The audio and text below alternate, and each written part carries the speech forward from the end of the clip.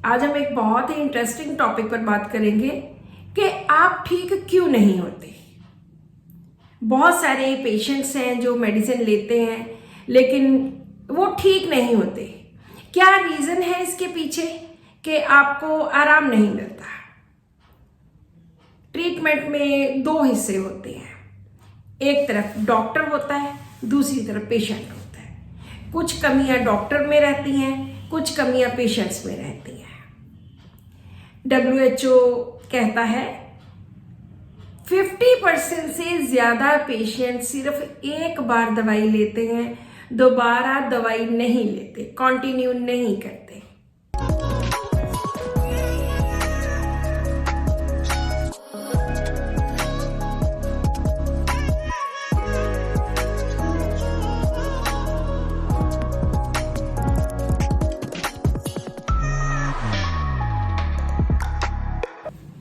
Hello everyone, this is doctor Neelam Avtar Singh, homeopathy consultant.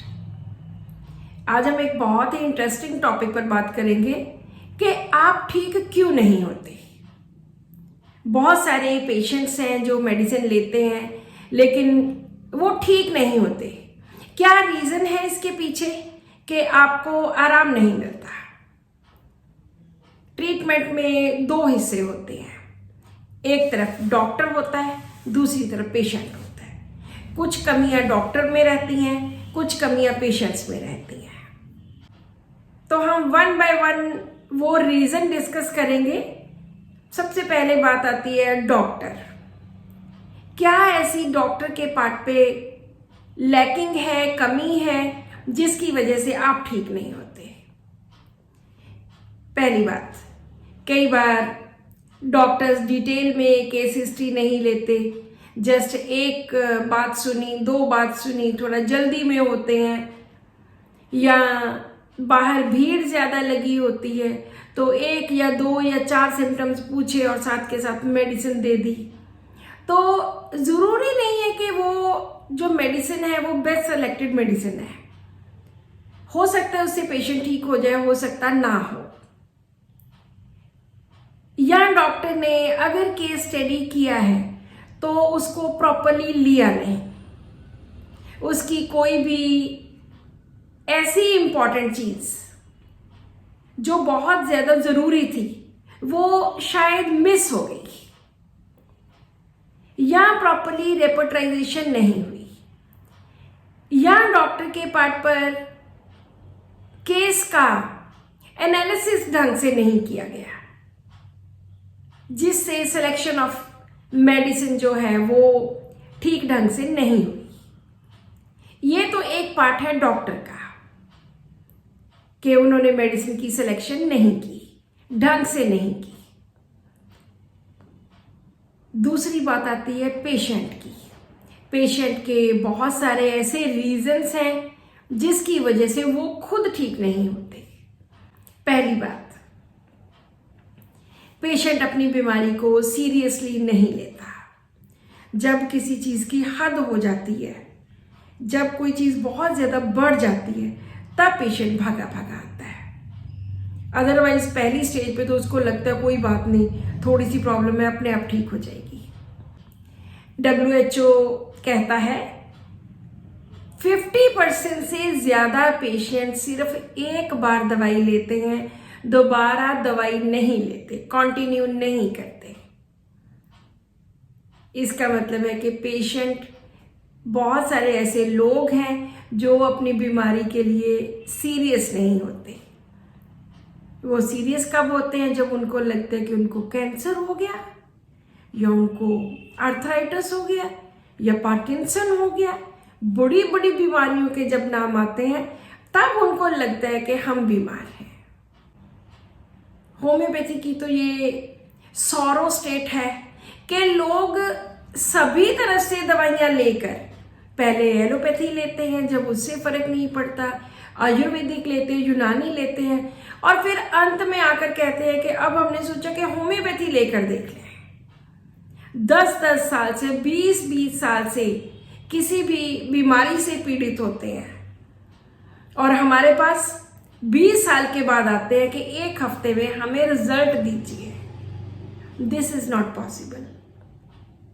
हो भी सकता है लेकिन हर केस में नहीं होता। तो अगर आप होम्योपैथी में आए हैं तो पेशेंस रखिए।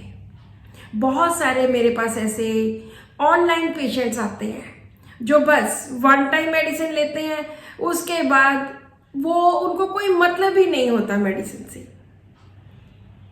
60-70% ऐसे लोग हैं जो दोबारा दवाई ही नहीं लेते। दूसरी बात, जब कोई भी होम्योपैथिक डॉक्टर अच्छे ढंग से कोई केस स्टडी कर रहे होते हैं तो पेशेंट से कुछ सिम्टम्स पूछे जाते हैं, पेशेंट से उसकी नेचर के बारे में, उसके बिहेवियर के बारे में, उसके बारे में बहुत सारी चीज़ें हमें जाननी ज़रूरी होती हैं, लेकिन पेशेंट उसको ढंग से नहीं समझता।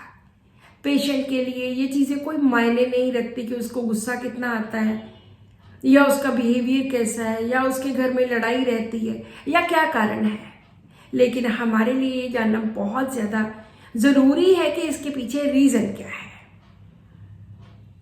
सो जब पेशेंट इस बात को सीरियसली नहीं लेता या ढंग से समझता ही नहीं है कि हमें क्या चाहिए, वहाँ पर भी सिलेक्शन ऑफ मेडिसिन कई बार रॉन्ग हो सकती है।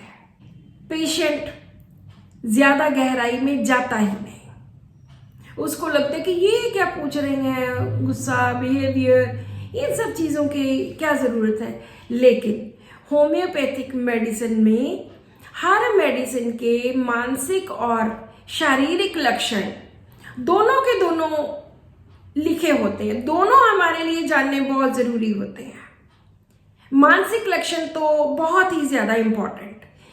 हम लोग तो सिर्फ मानसिक लक्षणों के बेसिस के ऊपर ही दवाई सेलेक्ट कर लेते हैं कि पेशेंट बाहर से आया, किस तरह से आया, किस तरह से बैठा, किस तरह से बोला और किस तरह से वो बिहेव करता है घर वालों के साथ, दोस्तों के साथ, बॉस के साथ, बाकी लोगों के साथ, किस तरह के उसके मन में डर है, वहम है।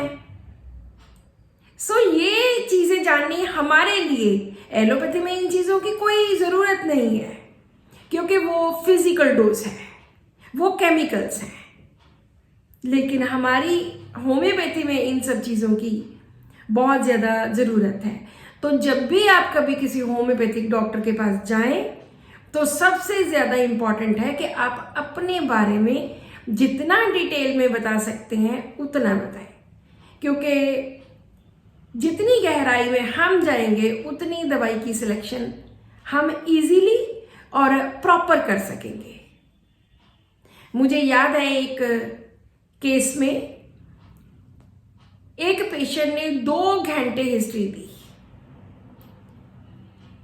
2 घंटे हिस्ट्री देने के बाद वो अगले दिन उन्होंने फिर से 1 घंटा लगाया और जब उनकी मेडिसिन निकली तो एक ही डोज में, एक ही बारी में, फर्स्ट टाइम में ही उनकी 30-40 साल की बीमारी ठीक हुई।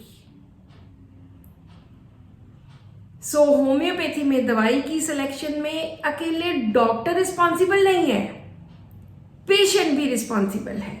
पेशेंट किस तरह से अपनी बीमारी बताता है। तो अगर आप अपनी बीमारी को ठीक तरह से एक्सप्लेन नहीं करते, डॉक्टर की बात को ठीक तरह से नहीं समझते, तो दवाई की सिलेक्शन गलत हो सकती है। और दूसरी बात, पेशेंट ने 15 दिन, 20 दिन दवाई ली, महीना दवाई ली, मुड़ के दवाई बंद कर दी और मुड़ के साल 2 साल के बाद आते हैं कि डॉक्टर साहब एक बार आपसे दवाई ली थी, बहुत ठीक हो गए थे, लेकिन हमने कंटिन्यू नहीं की, अब मुझे लग रहा है कि फिर से वही प्रॉब्लम है। अगर तो पेशेंट ने रिकॉर्ड संभाल के रखा है या डॉक्टर के पास रिकॉर्ड संभाला हुआ है तब तो ठीक है, नहीं तो दोबारा से केस टेकिंग होगी, दोबारा से सिलेक्शन होगी और पता नहीं कि दोबारा वो मेडिसिन पर हम लोग पहुंचे या ना पहुंचे।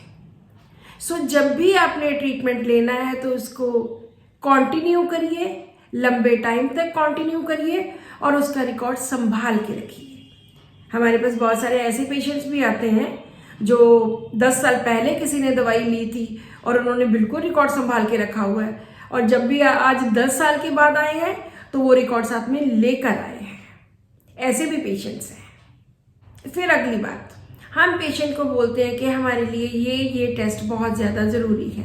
हालांकि हम होम्योपैथी में जो हमारी सिलेक्शन होती है वो टेस्ट के बेसिस पर नहीं होती, लेकिन टेस्ट हमारे लिए जानने ज़रूरी होते हैं कि उसका बिगनिंग ऑफ ट्रीटमेंट में कितना, उसके टेस्ट कैसे हैं, फिर दवाई लेने के बाद कितना फ़र्क पड़ा, फिर और दवाई लेने के बाद 2 हफ्तों के बाद, महीने के बाद कितना फर्क पड़ा। इसलिए टेस्ट करवाने बहुत जरूरी होते हैं। तो पेशेंट्स टेस्ट करवाते ही नहीं, तो ये भी बहुत ज्यादा जरूरी है कि आप टेस्ट नहीं करवाओगे तो आपका पता कैसे चलेगा कि आप कितने % ठीक हो गए। एक और बात, हमारे यूनिट्स में जहाँ पे हमारी चैरिटेबल टाइप ऑफ डिस्पेंसरीज हैं जिनमें बहुत नॉमिनल पैसे लिए जाते हैं, वहाँ पर अक्सर लोग 2-2, 4-4 पर्चियाँ होती हैं कि मैम रिपीट कर दीजिए, रिपीट कर दीजिए। हम पूछते हैं पेशेंट कैसा है, बस ठीक है रिपीट कर दीजिए। तो एक बार रिपीट हो गई, हफ्ते की 2 बार हो गई, महीना हो गया, 2 महीने हो गए, पेशेंट 4-4 महीने तक आते ही नहीं है कि बस रिपीट कर दीजिए। इस तरह से आप ठीक नहीं होने वाले। मेडिसिन रिपीट करने से हमें क्या पता कि आपको कितना फर्क है, मेडिसिन की किस पोटेंसी की अब जरूरत है। इसलिए अगर आप ठीक होना चाहते हैं तो जो मैंने 4-5 बातें बताई हैं उन पर ध्यान रखिए। मेडिसिन कॉन्टिन्यूस खाइए, लगातार खाइए और डॉक्टर के पास बार बार जाकर उनको बताइए कि आप कितने ठीक हैं। कुछ ऐसी बीमारियां होती हैं जो इरिवर्सिबल बीमारियां होती हैं, लेकिन उनमें चाहे हम बीमारी को ठीक पूरी तरह से नहीं कर सकते, लेकिन पेशेंट को रिलीफ दे सकते हैं, उसकी तकलीफ में, उसके दर्द में, उसमें आराम मिल सकता है। आज हमने बात की कि आप ठीक क्यों नहीं होते। कुछ प्रॉब्लम्स डॉक्टर में आई, कुछ प्रॉब्लम्स पेशेंट में आई, लेकिन अगर आप पेशेंट हो तो आप इन बातों का जरूर आगे से ध्यान रखिए कि डॉक्टर के पास जाकर पहले तो अपनी प्रॉपर हिस्ट्री बतानी है, ढंग से बतानी है, टाइम निकाल के आना है और प्रॉपर बतानी है, सब कुछ बताना है। दूसरी बात, मेडिसिन प्रॉपरली लेनी है, अच्छे तरीके से लेनी है। ये नहीं कि 15 दिन लिए, 20 दिन लिए और फिर बंद। और जब तक डॉक्टर कहे ना कि आप मेडिसिन बंद करो, तब तक बंद नहीं करनी। जो भी आपको इंस्ट्रक्शंस दी जाती हैं, जो भी आपको खाने को मना किया जाता है या जो भी आपको और इंस्ट्रक्शंस दी जाती हैं, उनको फॉलो करना बहुत ज़्यादा ज़रूरी है। This is all in today's video. Next video में हम फिर किसी और टॉपिक पर बात करेंगे। Subscribe to my channel, share this video with your family and friends. Thank you so much for watching this video and keep watching my videos.